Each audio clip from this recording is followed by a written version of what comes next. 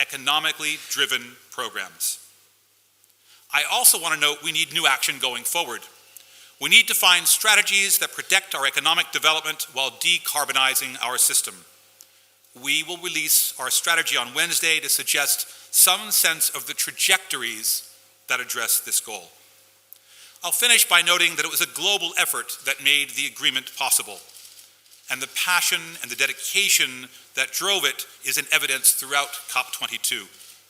Heads of state can and will change, but I am confident that we can and we will sustain a durable international effort to counter climate change. I look forward to your questions. Thank you.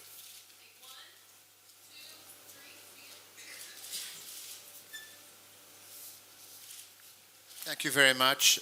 Sir, my name is Fouad Arif. I'm Bureau Chief of the Moroccan Newswire based in Washington.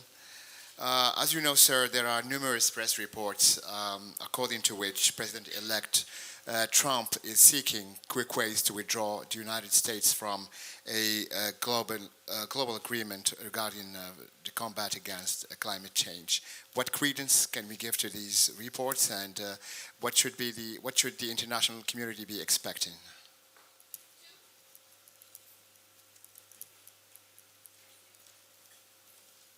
Dean Scott. Hi, Jonathan. Dean Scott, Bloomberg BNA.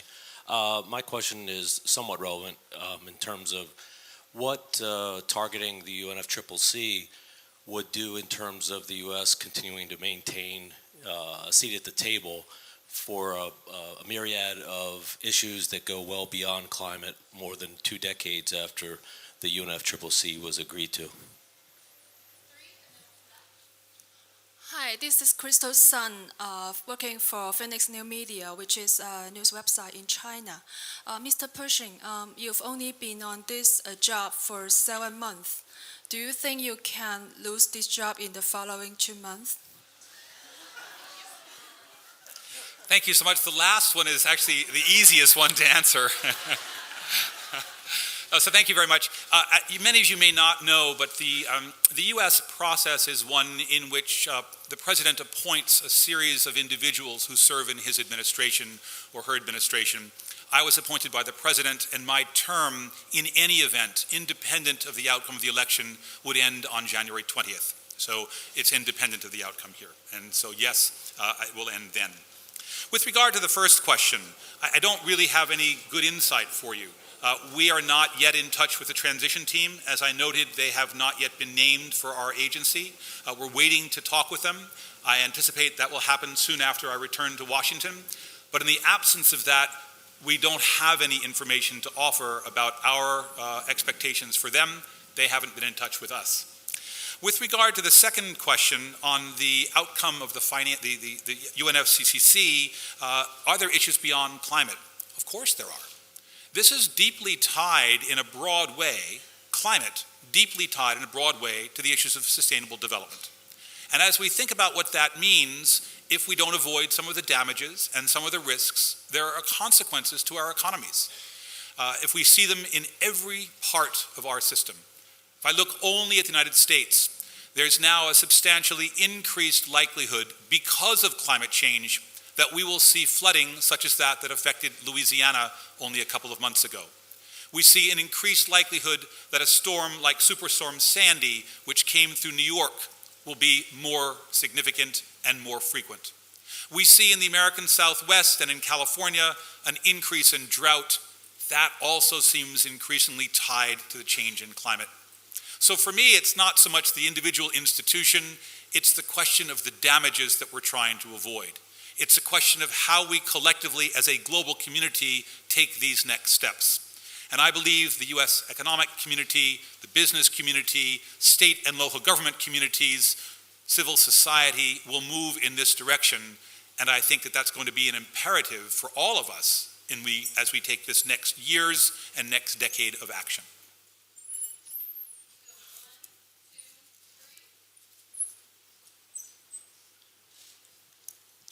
Thanks very much. Jessica Shankelman from Bloomberg News. there's a high-level meeting on climate finance on Wednesday. Oxfam says the G77 wants adaptation finance quadrupled, and there's a lot of talk about the $100 billion roadmap. Can these climate finance targets be met if the US withdraws its climate finance funding as the President-elect has said he would do? And if so, how?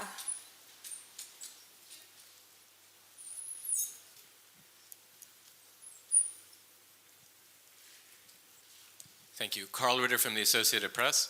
I'm wondering if you can talk a little bit about what kind of concerns you're encountering from partner countries in these negotiations in relation to the change of administration in the United States.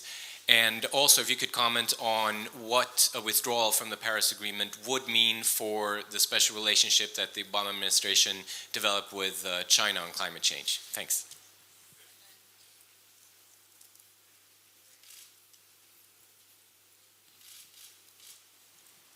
Thank you. Polita Clark, Financial Times.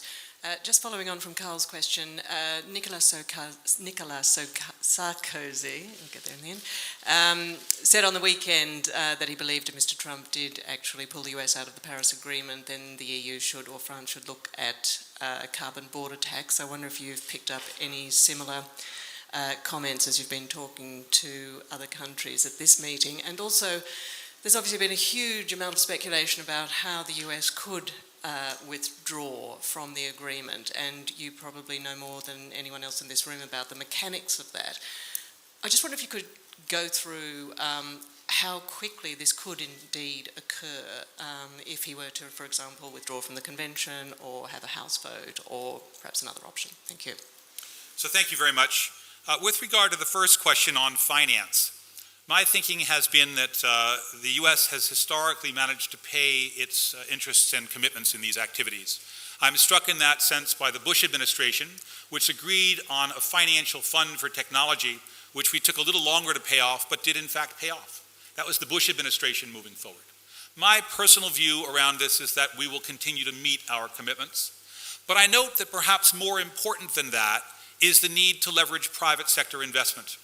The U.S. contribution to the Green Climate Fund over the years that we have pledged is about $3 billion. If we come a little short of that, it will have only a marginal effect on the $100 billion. What I do know is that the leverage that we need has to increase. And the leverage that's already in the system is much smaller than what we think we can achieve. If we look at our effective financial institutions, they tend to leverage risk on the order of 5 or 10 times for every dollar spent. The current structure leverages less than $1 for every dollar spent. We can do better. And to me, we're very close already. We're close to the $100 billion already. The expectation we can exceed that easily with additional leverage is very high. The second comment with regard to the negotiation and the election and what the relationship with China will be. I had a chance to meet with the senior representative here from China, and he has indicated, as he has in the press, and you have seen his comments, that China intends to move forward. It doesn't surprise me. Frankly, the deal, the agreement, was struck on the basis of national circumstances and agreements by nations of activities in their interests. Of course they're going to move forward. These are things that you would do because they're part of your development trajectory. I'm hearing the same from the Europeans. I'm hearing the same from the Brazilians. I'm hearing the same from Mexico and from Canada and from smaller nations like Costa Rica and from Colombia. I don't think the U.S. change here is going to affect the development pathway of others. I believe people take the issue, as they ought to do, as a serious problem, and they are moving. With regard to the last question on what the mechanics are, it's actually quite variable, unclear. I don't really want to speculate on what the new guys would do. But in every agreement, there are provisions for how a person or a country might withdraw from it. And there are the same in this one. It takes a fair amount of time under the Paris Agreement. The process requires first a 3-year waiting period and then a year between notification and action. That's the Paris Agreement process.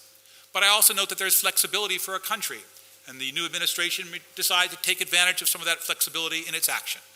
But it's premature to speculate. The new administration may look at the commitment globally, at the interest globally in the issue, and decide how it can move forward in ways that are consistent with its own policies. We'll have to wait and see.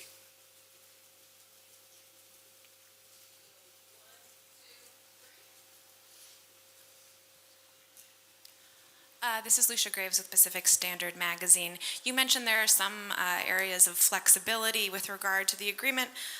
In general, we're transitioning away from negotiation and toward implementation. As you said, are there any areas where, with the new administration possibly being less accepting of the accord, you might have room for flexibility to negotiate?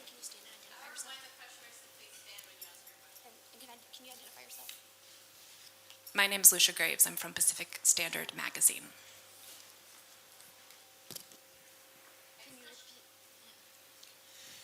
Alex Carlin from PR Watch, and addressing the transition. When the new guys come in and you're in a meeting with those people, we have a new situation that's unprecedented. Their policy is not an adult rational policy based on math or science. It's something else, dealing with a existential problem for the planet. You have two questions. Can you appeal to them on a basic rational level, and in other words, educate them? Number one, can you set up any kind of symposiums where you educate them on what 2 + 2 is 4 and not 5? And second, can you demonstrate to them that if they continue with a childish position, America will lose our status, we will become a pariah state, we will be humiliated? Can you appeal to these people in your unique situation where you're going to be in a one-on-one meeting with a new team? We need people like you to do that. I just have a question, if you have any thoughts on that transition.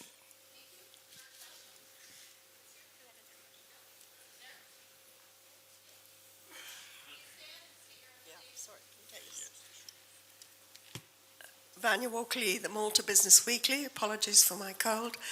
The UNEP GAP report issued a few days ago once again urged the importance not only of post-2020 emission reductions on a much larger scale than is on the table now, but pre-2020 reductions. Do you think the COP22 should come out with a formal decision to review and increase the Cancun pledges and the second commitment period commitments under Kyoto? So thank you very much for these questions. With regard to the first one, the flexibility that exists in the agreement is fairly broad around nationally determined contributions.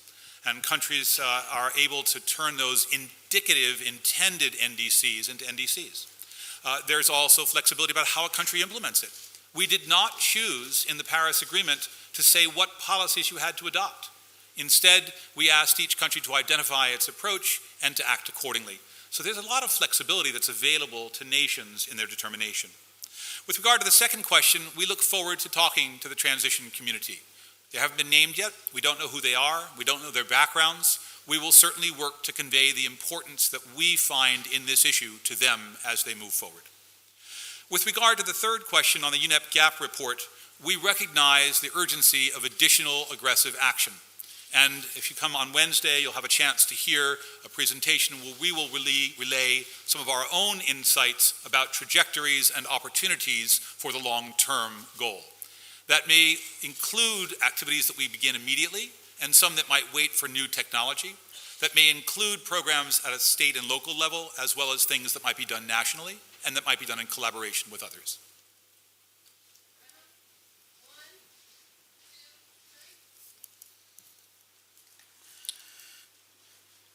Hello, sir. My name is Klaus Hecking. I'm working for Die Zeit, Germany's biggest weekly magazine. One question about the renewables. Are they economically competitive already in all parts of the US, or do they still need the support of the government, such as the tax credits Mr. Trump wants to abolish? Thanks. Marlo Hood with Agence France Presse. Can you imagine a political argument that might be convincing to Mr. Trump as to why he should stay in the Paris Agreement and adhere to its terms? Elaine Mills from Argus Media. Mr. Pershing, just a follow-up to a previous question. What do you think is the likelihood that if the Trump administration pulls out of the Paris deal, countries like China and the EU will introduce a carbon border tax, and how is the US likely to react, do you think? Thank you. So thank you very much. With regard to the cost of renewables, it depends a little bit on the circumstance